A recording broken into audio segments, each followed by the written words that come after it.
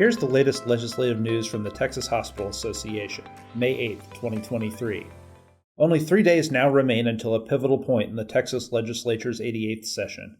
This Thursday, the House of Representatives will work until the clock strikes midnight, adjudicating dozens and dozens of pieces of legislation.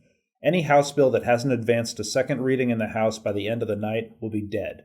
That will mean a long night not only for lawmakers, but for advocacy groups like THA as well, as they wait to see which bills make it out safely on the other side and which don't. It also means that for many bills, last week was their last full week of life, but many crucial pieces of THA's legislative agenda are already guaranteed to survive past this Thursday, and a largely encouraging series of events for hospitals last week included 2 major bills earning full passage.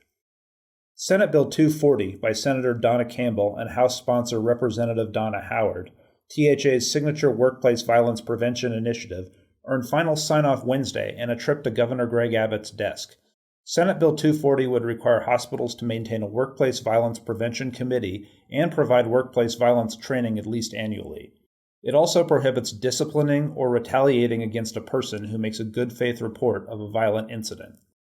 House Bill 49 by Representative Stephanie Click also is headed to the governor's desk after passage in the Senate on Thursday by a 31-0 vote. That THA-supported bill increases transparency related to state investigations of hospitals, making reports and outcomes of those investigations available to the public. It also strengthens a hospital's ability to release health records to a patient or to a deceased patient's parent, guardian, or representative. More good news came Tuesday when the House approved a THA-backed hospital-at-home measure, House Bill 1890 by Representative J.C. Jatan. During COVID-19, the Acute Hospital Care at Home Waiver Program administered by the Centers for Medicare and Medicaid Services allowed facilities to treat eligible patients at home, helping to mitigate the surge that filled up inpatient beds in hospitals.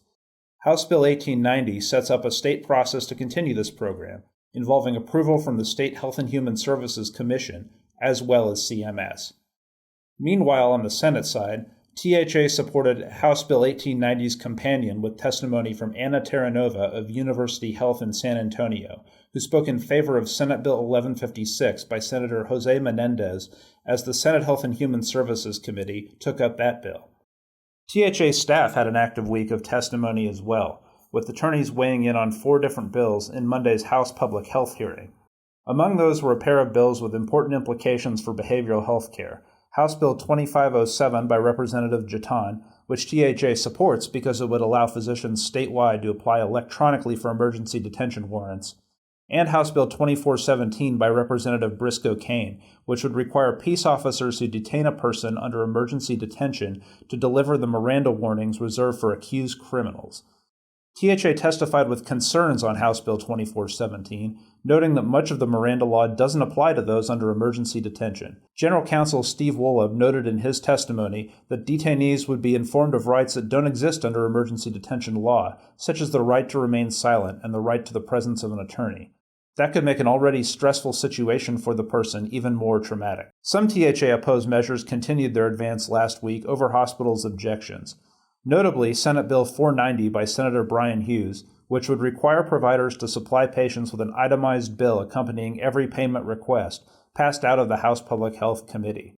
In committee testimony on both the bill and its House companion, THA has told lawmakers such a measure would create bureaucratic and financial burdens for hospitals, as well as patient confusion. Join us again next week for more updates from the 2023 session of the Texas Legislature.